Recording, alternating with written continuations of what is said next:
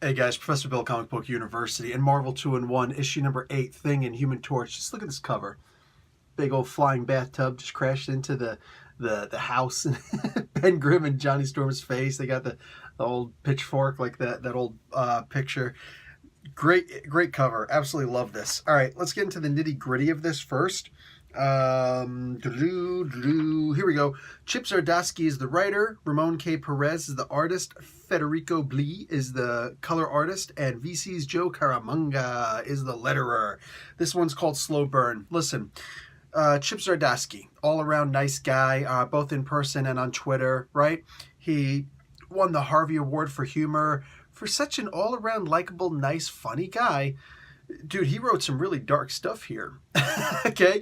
Johnny Storm and the Human Torch, Johnny Storm and Ben Grimm is what I meant to say, have been stuck on this planet for the past 2 months. Their powers are completely and entirely gone.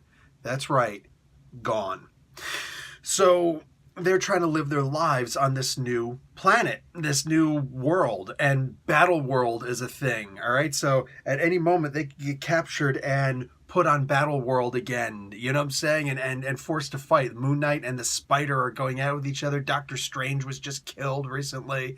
Like, there's some usurpers. These 4 characters are usurpers. Like, they're coming around just, they're straight up murdering people, man.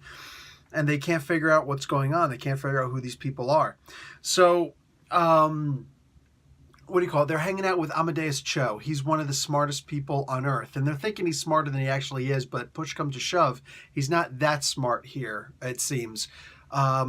Well, I don't know. But either way, maybe he's just really good at hiding. But the Maestro showed up some time ago and started killing people with an IQ over 20. That's what he says. Clearly, that can't be the case because 70 and below is mental retardation. So these people seem a little bit smarter than that. But yeah, I could see him going around killing people with greater than 130, maybe 132 IQ, you know? So straight up murdering folk. And they're just trying to live their lives, man. Really great exposition here. For the most part, there's like just little parts in here. The Thing, Ben Grimm, he's working in a steel mill. And somebody makes him say, this girl who's hitting on him makes a mistake of saying, oh, you're working in the mines. Like, nope, no mines. I'm afraid of moles. Great line. Really great line.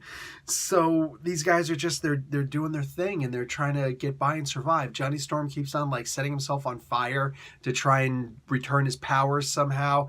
He's always been a hothead. He's always been kind of an idiot.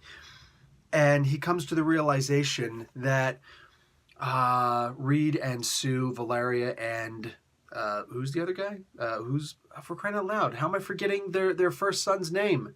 Franklin. Jeez, that can never happen again. He's thinking that these 4, oh, they're really dead, aren't they? And Ben Grimm finally acknowledges, yeah, dude. So literally their lowest point ever. They are in some serious depression.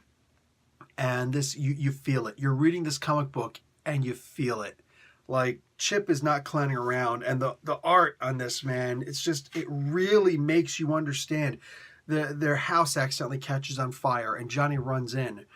Ben runs in after him like, dude, no, stop. And he pulls him out. Johnny almost dies, chokes on some flame, pulls him out, and you come to realize that what's in his hand is the only picture he's got of his family. Ah, oh, man, this is a heartbreaking comic book. And I'm telling you, it makes me hope that Dr. Doom comes back with Raka. Is there? Yeah, Raka Cole. Comes back with Raka's head on a pike and, you know, the multi-sec working better than it ever worked before. Because, oh, man, somebody just we need Sue Storm to show up and just punch her right in the grill. Like, oh, my God. I don't even care. Like, at this point, honestly, I don't even care what her situation is, why it is that she's doing what she does. And I'm sure that Chip Zdarsky is going to turn around and be like, but what about if it was this reason? And also I'm going to be like, okay, fine, you broke my heart, fine, okay, you know, whatever. But for now, nah, dude. Like, she just abandoned these guys. She screwed these guys over. She's like the epitome of an opportunistic wretch, heartless wretch. Oh, man, I hate her. I hate her. So this is really bad. Oh, and then at the end, we come to find out, you know, I'm not going to show you. I'm not going to show. Yeah, I am. I'm, oof.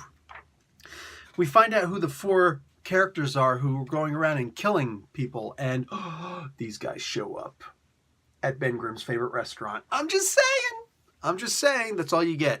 Guys, grab this comic book. I think most of you guys are buying this comic book, but real talk, go out and buy this comic book. Really, really amazing stuff in this. Such a crazy, incredible story. Real talk, man. Dan Slott, I know that he's the man, but he's got a lot to prove as to why he's writing this comic book instead of Chip, because that's how good this comic book is. All right, said what I had to say. I'm done. Professor Bill, Comic Book University. Class dismissed.